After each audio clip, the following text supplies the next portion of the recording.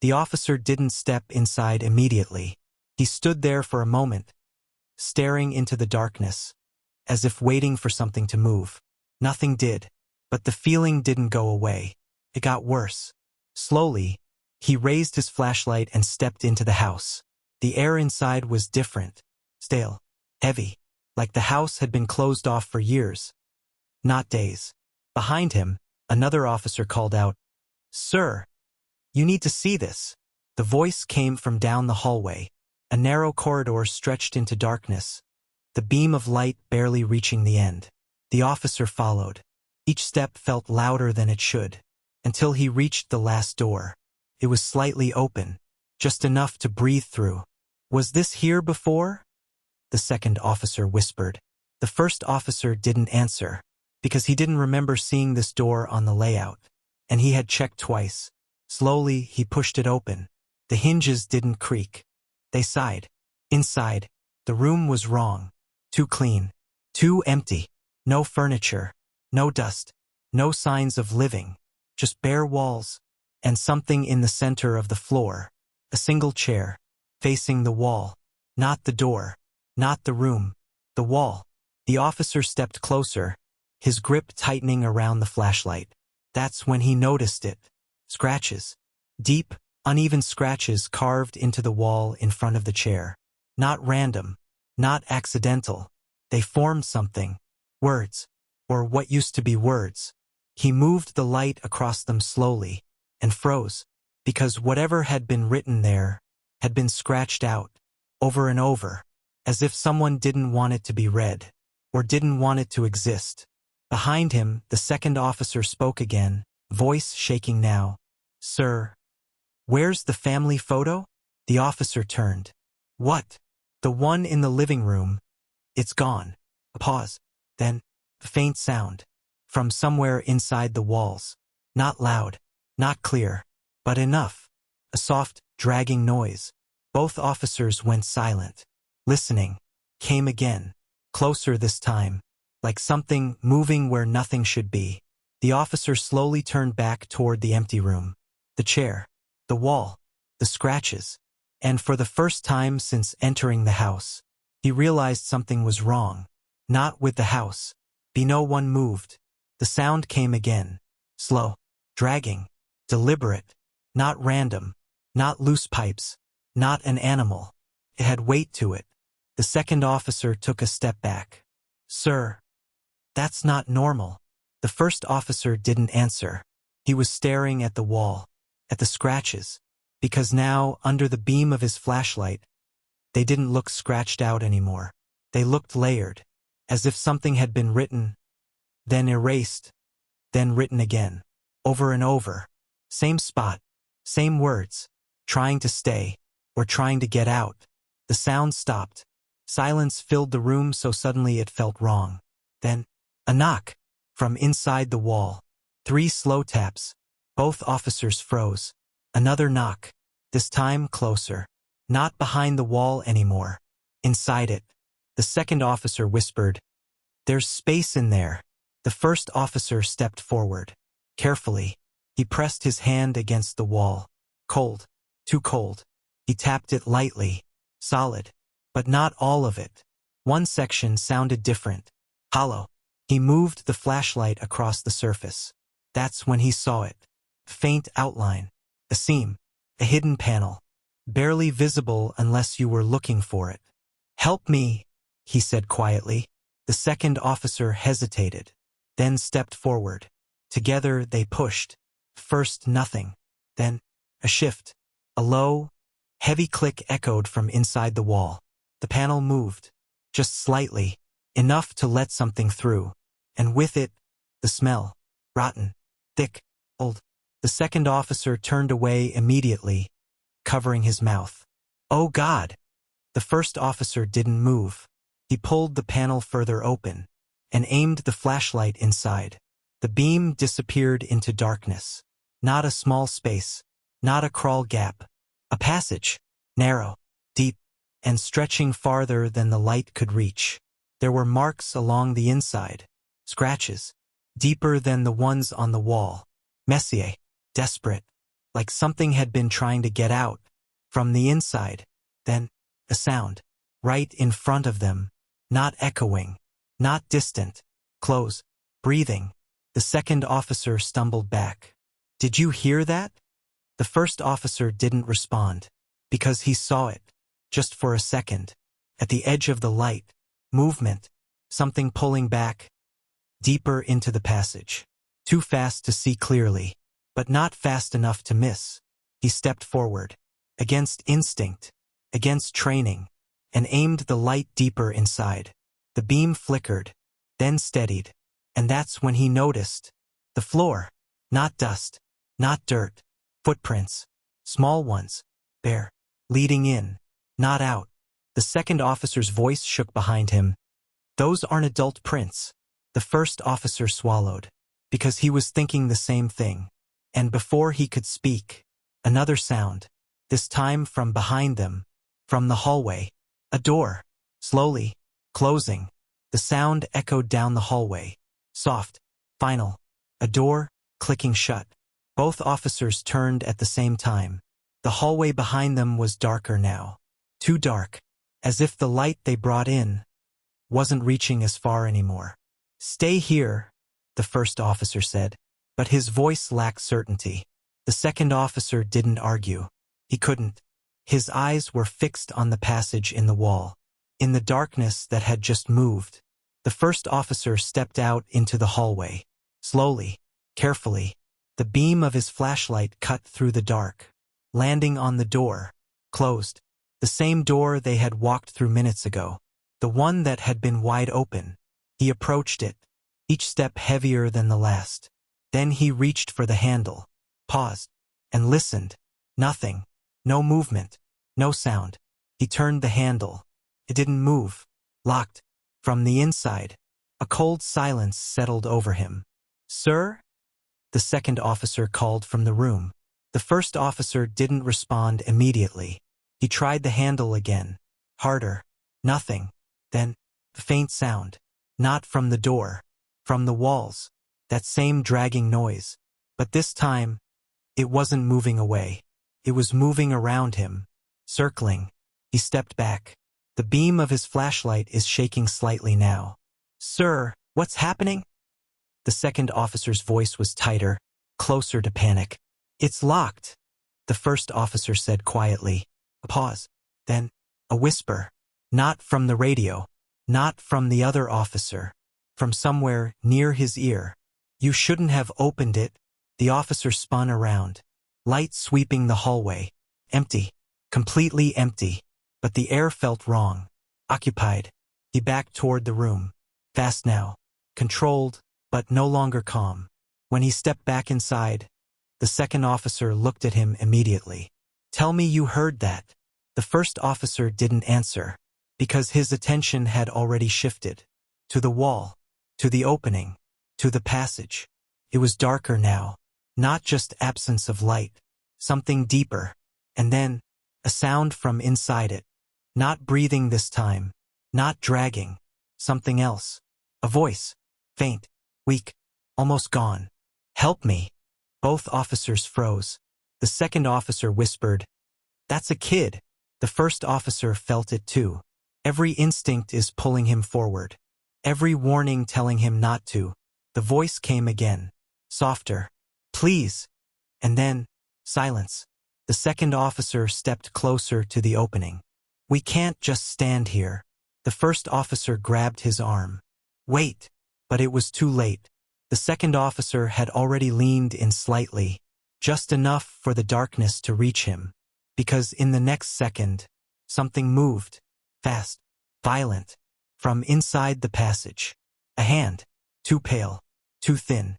Grabbing his wrist. And pulling. Hard.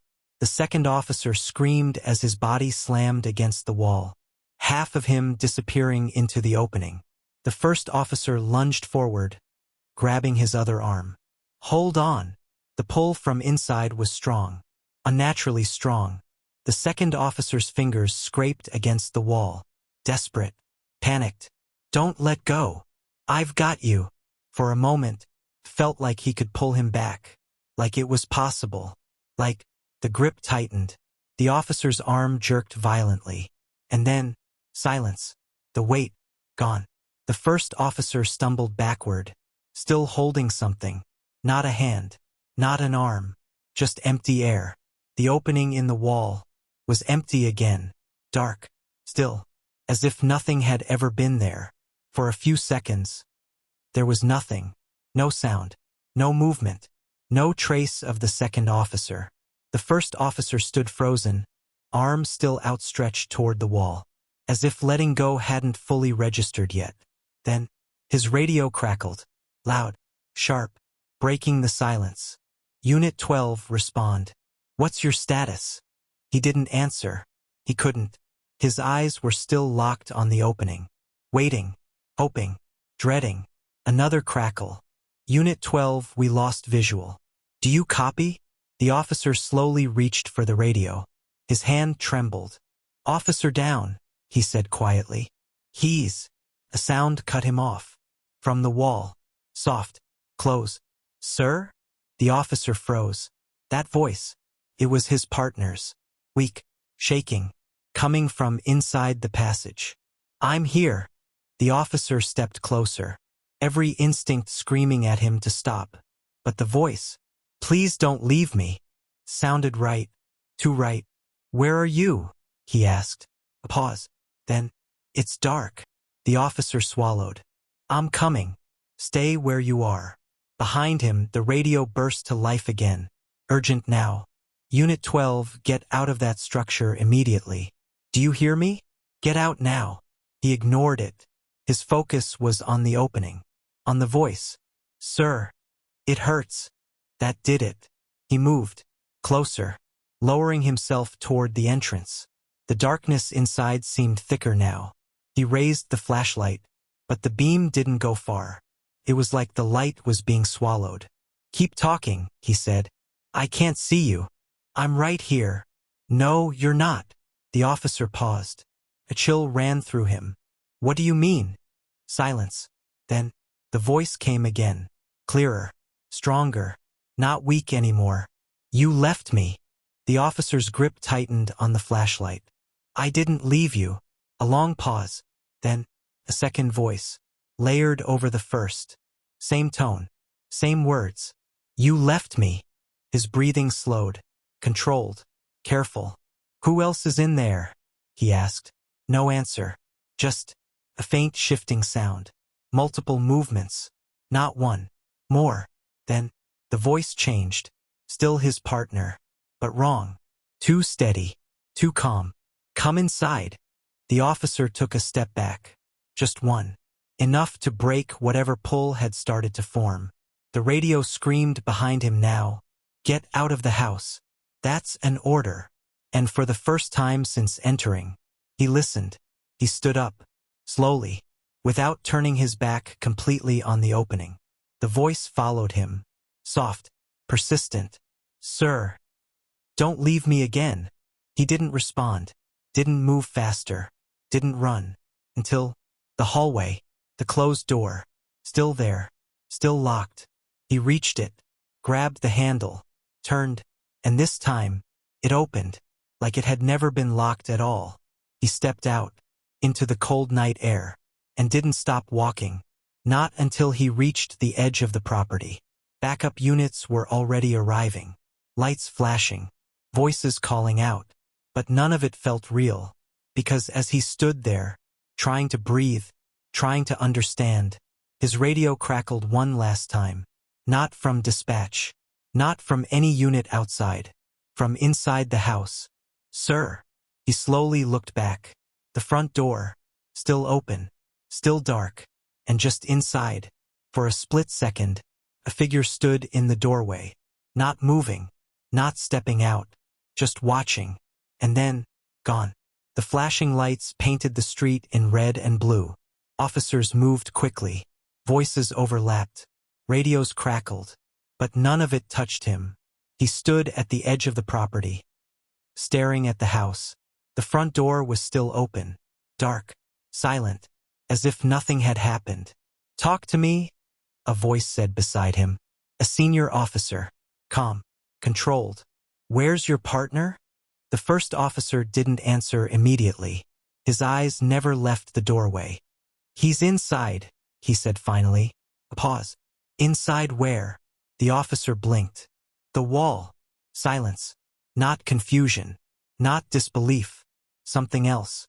The senior officer studied him carefully, then spoke into his radio.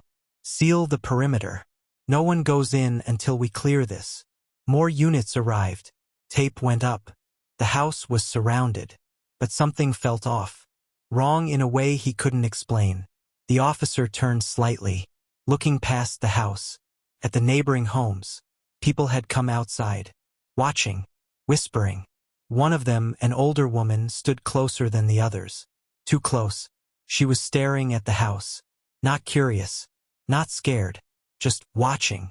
The officer approached her. Ma'am, how long have you lived here? She didn't look at him. Long enough, she said quietly. He followed her gaze. To remember the family that lived there? That's when she finally turned. And frowned. What family? The officer felt something drop in his chest. The family that owns this house. The woman shook her head slowly. No one owns that house. A pause. It's been empty. For years. The officer stared at her. That's not possible. She didn't argue. Didn't defend it. Just said, ask anyone. He did. One by one. Neighbors. People standing outside. Every single one gave the same answer. No family. No recent activity. No one living there. Just an empty house. Always locked. Always quiet. The officer stepped back. His breathing slowing. Mind trying to catch up. That couldn't be right. He had seen the car. The lights. The groceries on the ground. The photos inside. The hallway. The room. The passage. His partner. He turned back toward the senior officer. You checked the records? He asked.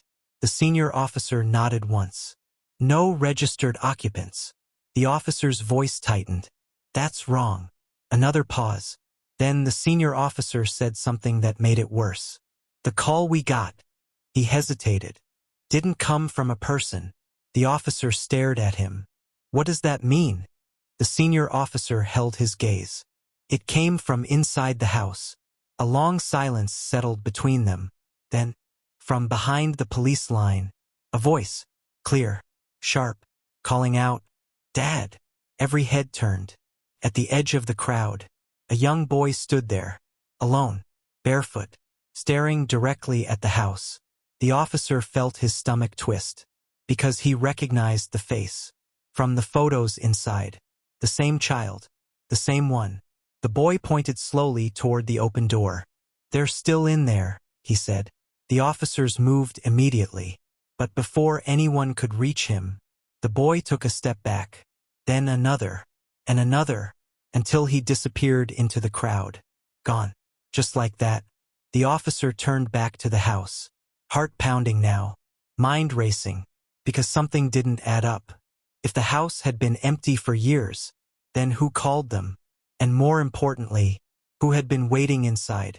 The boy was gone. Just like that. 1 second he was there. The next swallowed by the crowd. Officers searched the area. No trace. No one saw where he went. And that made it worse. Because the first officer knew what he had seen. That face. It wasn't imagination. It was from inside the house. From the photographs. From a family that supposedly never existed. Sir. The senior officer approached again. Slower this time. More careful. We pulled something. The first officer turned. What is it? A record. He hesitated. Multiple, actually. They moved to the patrol car. A tablet screen lit up between them. Black and white images. Old. Grainy. The first officer leaned closer and felt his chest tighten. It was the house. Same structure. Same front door. Same layout. But the date. That's not possible, he said. The senior officer didn't respond. He just swiped. Another file. Same house. Different year. Then again. Each one. A report. Each one. A response. Each one. The same call. Disturbance. Missing persons. unidentified voices, and every single time, no occupants found, no bodies recovered, case unresolved. The officer's voice dropped. How many? The senior officer answered quietly. Every few years. A pause. Always the same. The officer stared at the screen, then back at the house, still standing there, still silent, like it had never been touched. But we saw them, he said. The photos, the car, the groceries. They're not on record, the senior officer interrupted. No ownership, no names, no history tied to that address. The officer shook his head. That doesn't make sense. Another swipe, a final file, different format, body cam footage, recovered from a previous response. Watch this, the senior officer said. The video played, a familiar scene, an officer years ago standing in the same doorway, flashlight raised, breathing unsteady. The footage moved forward, down the hallway, toward the same door, the same one, slightly open. The officer in the video spoke. Dispatch, I've got something here. He pushed the door open. The room, the chair, the wall, the scratches, exactly the same, unchanged. Uniged. The officer in the present felt his pulse rise. Pause it, he said. The senior officer did. What is it? The first officer leaned closer, pointing at the wall, at the scratches. The senior officer squinted. What about them? They're not scratched out. A silence. Because now, looking closely, the marks weren't random. They were letters, clearer than before, like time hadn't erased them, but revealed them.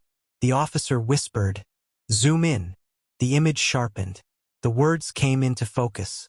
And for a moment, neither of them spoke, because carved into the wall, over and over, in uneven, desperate lines, were the same words. Don't answer the call. The video resumed. The officer in the footage stepped closer to the wall, confused, trying to understand. Then, the audio shifted. A faint sound. From inside the wall. A voice. Help me. The officer in the video froze. Just like before. Just like now. The present officer's breath slowed. Because he knew what came next. He had lived it. The footage cut abruptly. Static. End of file. Silence filled the car. The senior officer spoke first. That recording was recovered from a scene just like this. A pause. But the officer in that footage? He looked at him. He was never found. The first officer didn't respond. He couldn't, because his mind was somewhere else. On the words. On the wall. On the warning. Don't answer the call. His radio crackled softly. He froze.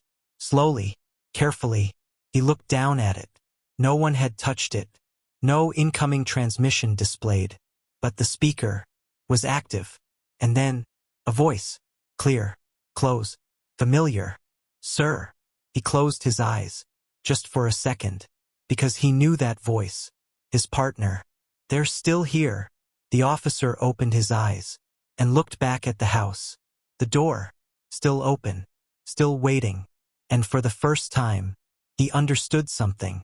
This wasn't a place where people disappeared. This was a place that called them in. The radio went silent again. No static. No voice. Just dead air. The officer didn't move. His eyes were fixed on the house. On the open door. On the darkness that had been waiting long before they arrived. Behind him, the scene continued. Officers talking, radios buzzing, lights flashing. But it all felt distant now, unimportant, because for the first time since this began, he understood. Don't answer the call. It wasn't a warning about the phone or the radio. It was about the house. Every report, every missing officer, every voice heard inside those walls, they all had one thing in common. They answered. They stepped closer. They listened. They followed. And the house, it didn't chase. It wasn't forced. It waited. The officer slowly reached up and turned off his radio. The small click echoed louder than it should have. The senior officer noticed. What are you doing? He didn't answer. Instead, he took a step back. then another, creating distance between himself and the open door. The senior officer frowned. "We're going back in at first light." A pause. "You're leading it." The officer shook his head. Quietly, firmly. "No." Silence. "You don't understand," the senior officer said. "We have a missing officer inside." The officer finally looked at him. "I know." Another pause. "Then we go get him." The officer held his gaze and said something that made the air shift between them. "He's not inside anymore." The senior officer's expression hardened. "What does that mean?" The officer didn't answer, because at that exact moment, a sound came from the house. Not loud, not sudden, just enough to be heard. Faint movement. Right at the doorway. Both men turned. The darkness inside seemed deeper now, thicker. And then, a shape, forming, slowly, from the shadows. A figure stepped forward, unsteady, dragging slightly, into the dim light spilling from outside. The officer's breath caught, because he recognized the uniform, the posture, the face, his partner, standing in the doorway, alive, or something close to it. The senior officer stepped forward immediately. "Officer, can you hear me?" No response. The figure just stood there, watching. The first officer didn't move, didn't call out, didn't step forward, because something was wrong. Not just the way he stood, not just the silence, but the eyes. They weren't searching. They weren't afraid. They were waiting. The partner slowly raised a hand, gesturing, not waving, not reaching, inviting. "Sir." The voice came, soft, almost normal, but not enough. "Come back." The senior officer moved again, but the first officer stepped in front of him. "Don't move," the senior officer snapped. "That's him." The officer shook his head. "No, it's not." A long pause. The figure in the doorway tilted its head slightly, still watching, still waiting. "You left me," it said. The same words. From before. From inside the walls. From the recording. The officer felt the pull again. That quiet pressure. That urge to step forward. To fix it. To respond. To answer. But he didn't. Instead, he took another step back. Then another. Breaking the line between him and the door. The figure didn't move. It just stood there. Hands still raised. "My voice is softer now. Please." The officer turned away. Fully this time. Not looking back. "Seal it," he said. The senior officer hesitated. "Are you serious?" "Seal it." A beat. Then, orders were given. Tape reinforced. The perimeter widened. No one crosses. No one enters. The officer kept walking. Past the lights. Past the crowd. Past the house. Until it was behind him. Out of sight. But not out of mind. Because even as he walked, he could still feel it. That quiet pull. That waiting presence. And somewhere behind him, just at the edge of hearing, the voice came one last time. Not from the house. Not from the radio. Closer than that. "You didn't answer." The officer didn't stop. Didn't turn. Didn't respond. And slowly, the voice faded. The pull weakened. The silence returned. For now, weeks later, the house was gone. No reports. No follow-up. No official record of it had ever been there. Just an empty lot. Fenced off. Untouched. People passed by it every day. No one questioned it. No one remembered. Except one. The officer stood across the street, looking at the space where the house used to be. Still. Quiet. As if nothing had ever existed there at all. He reached into his pocket. Pulled out his radio. Held it for a moment. Then, without hesitation, he turned it off again. And walked away. "If you heard your name coming from inside that house, would you answer?"